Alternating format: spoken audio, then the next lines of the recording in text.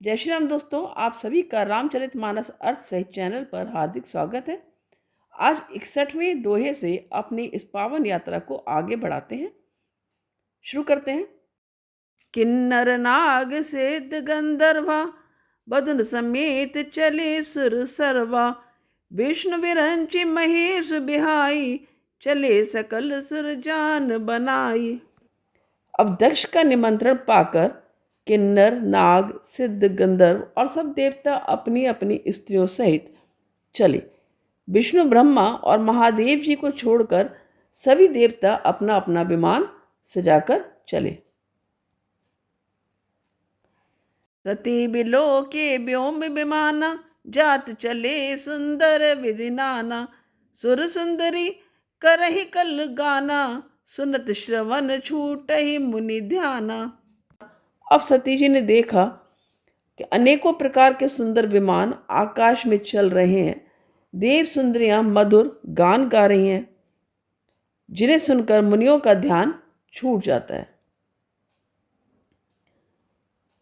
पूछ्यो तब शिव कहो बखानी, पिता यज्ञ सुनि कछु हर्षानी, जो महेश मोहे आयस देहि, कछु दिन जाई रहो मिस एहि।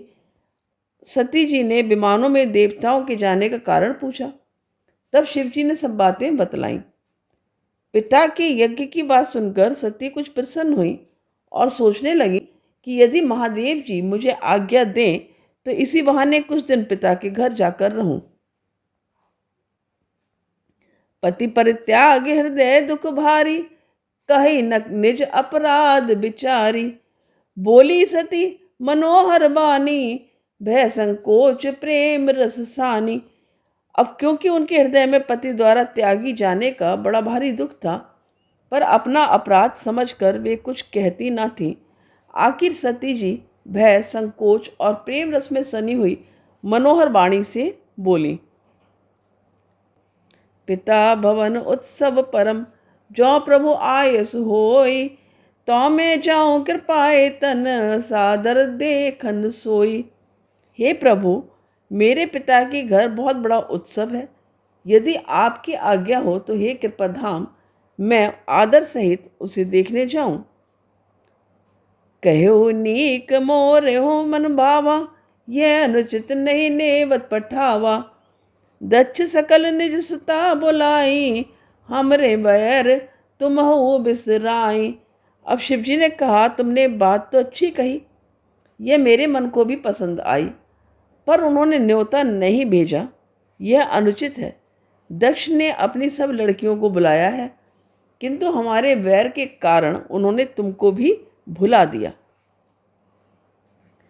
ब्रह्म सभा हम सन दुख माना, तेहि ते अजहु करहि अपमाना, जो बिन बोले जाहु भवानी, रही नसील स्नेहु न कानी।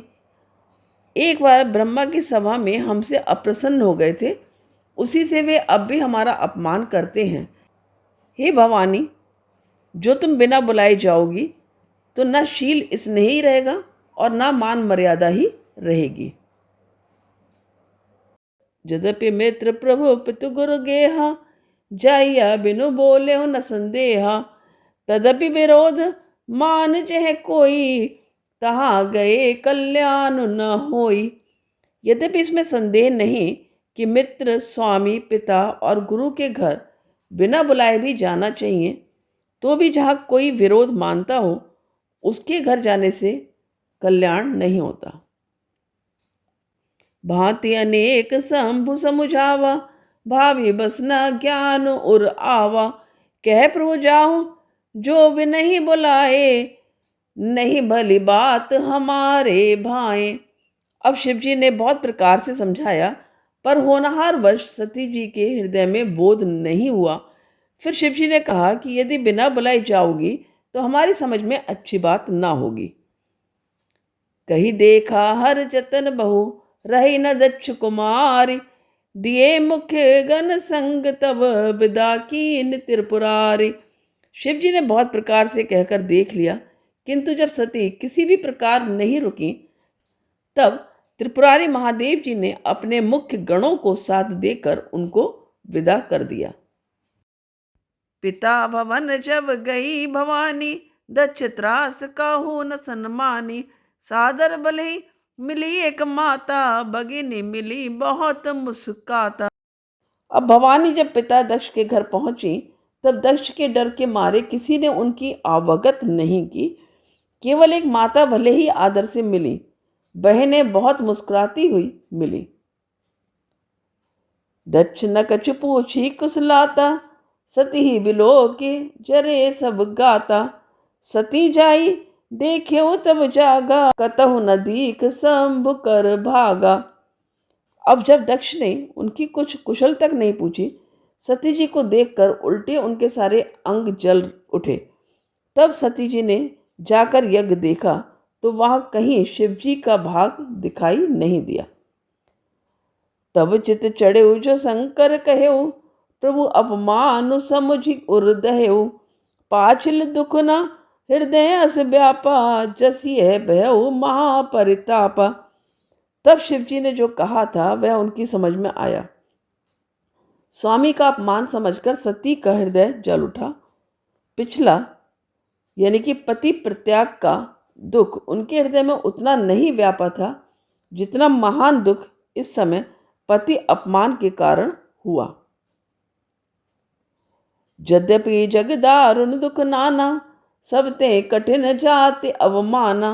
समुझ सो सती भयउ अति क्रोधा, बहुविधि जननी कीन प्रबोधा। यद्यपि जगत में अनेक प्रकार के दारुण दुख हैं, तथापि जाति अपमान सबसे बढ़कर कठिन है। यह समझकर सती जी को बड़ा क्रोध हो आया। माता ने उन्हें बहुत प्रकार से समझाया बुझाया।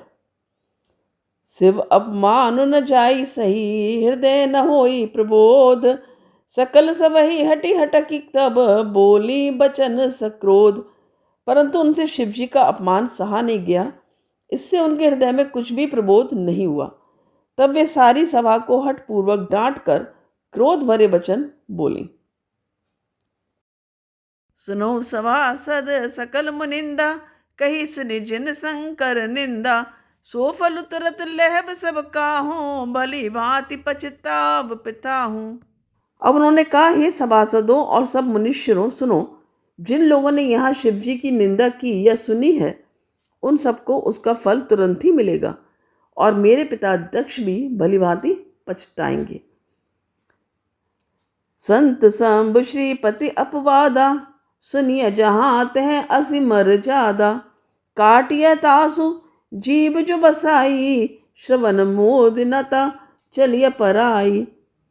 अब जहाँ संत शिव जी और लक्ष्मीपति विष्णु भगवान की निंदा सुनी जाए, वहाँ ऐसी मर्यादा है कि यदि अपना वश चले तो उस निंदा करने वाले की जीभ काट ले और नहीं तो कान मूंद कर वहाँ से भाग जाए।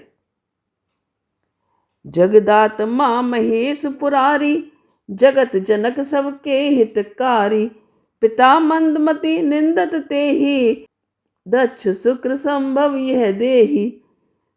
त्रिपुर दैत्य को मारने वाले भगवान महेश्वर संपूर्ण जगत के आत्मा हैं। वे जगत पिता और सबका हित करने वाले हैं। मेरा मंद बुद्धि पिता उनकी निंदा करता है और मेरा यह शरीर दक्ष ही के वीर से उत्पन्न है। तजियहु तुरत देहते हेतु, उर्धरि चंद्र मौलि वृष केतु। अस्क ही जोग अगिन तनुजारा, भयउ सकल मक हाहाकारा। इसलिए चंद्रमा को ललाट पर धारण करने वाले वृष केतु शिव जी को हृदय में धारण करके मैं इस शरीर को तुरंत ही त्याग दूंगी। ऐसा कहकर सती जी ने योग अग्नि में अपना शरीर भस्म कर डाला। सारी यज्ञशाला में हाहाकार मच गया।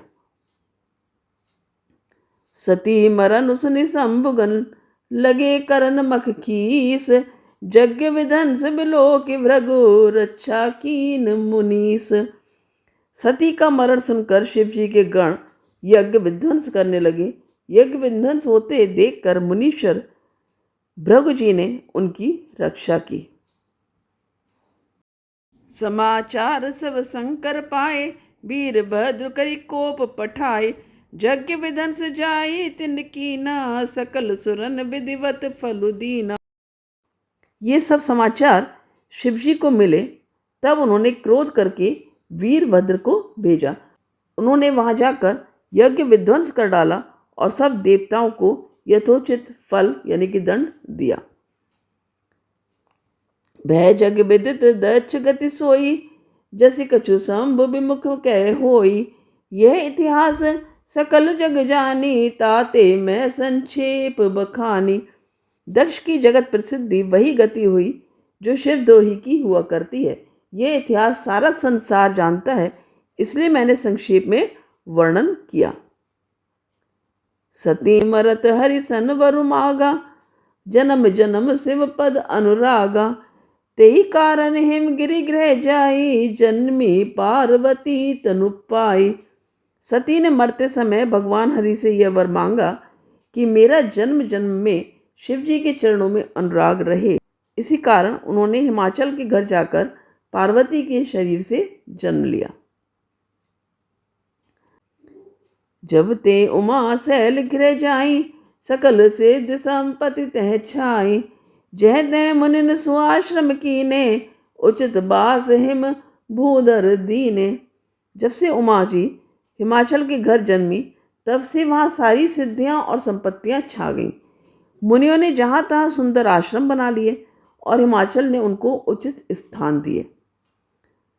सदा सुमन फल सहित सब, द्रुम नव नाना जाति।